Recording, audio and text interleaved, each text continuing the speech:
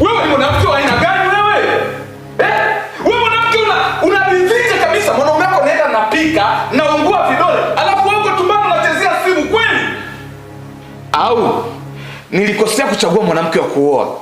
Na ule msemo unakwambia kosea vyote usikosee kuchagua mwanamke wa kuoa. Una take place sasa, najionea. Haiwezekani. Mimi napika, wewe unachezea simu. Mwanamke wangu una nini wewe?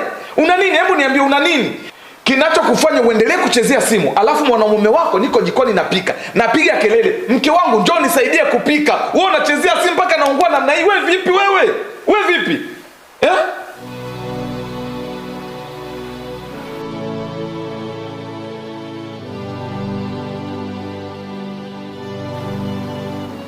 Mume wangu, nikwambia mara ngapi usisahau kwamba kuwa humu ndani mimi sio msigeni wa kufua, kuosha vyombo na kudeki. Kazi yangu ndani ni hizo mbili tu, kukuzalia watoto na kukufanya wewe ufurahi.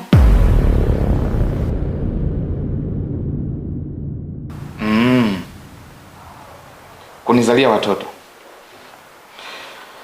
Watoto wako wapi? Asa hilo swali la kuniuliza mimi watoto wako wapi halinihusu, kwa sababu anayeweka watoto kwenye tumbo langu ni wewe na sio mimi. Kazi yangu mimi ni kupokea tu. Kazi yangu ni kuweka watoto kwenye tumbo lako, si ndio? Je, kama najitahidi kuwaweka hao watoto ndani ya tumbo lako na wao umeshaweka vizuizi, wanapitia wapi? Wanaingilia wapi? Nadhani umenielewa. Acha niendelee kuvumilia. Acha niendelee kuvumilia. Mimi nimekosea kuoa. Majirani, nimekosea kuoa. Inatosha sasa. Yaani vitu vidogo, kufua, kuosha vyombo, kudeki, yaani unafanya hivyo big deal, wakati ni kitu kidogo tu. Mbona kuna wanaume wengine wanawasaidia wake zao? Mimi kukaa, kuchezea simu, kurelax ndo tatizo, ndo shida. Mke wangu, chukua upande wangu.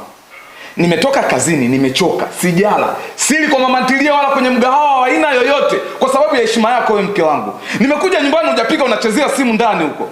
Alafu nakwambia mke wangu nina njaa, unasema nenda jikoni. Haya, nimeenda jikoni, nimeungua. Sasa mimi najilaumu kwa nini jamani? Kwani shida ni hebu kiweke sawa haya mambo. Nifanye nini ili wewe uwe mwanamke bora?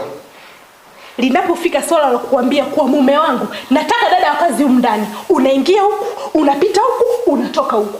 Kifupi ninachokuambia, nataka dada wa kazi humu ndani. La sivyo, utaendelea kupika mpaka mikono yako iungue. Mimi sijazoea eka. Ninachojua ni kukufurahisha na kukupa raha mume wangu.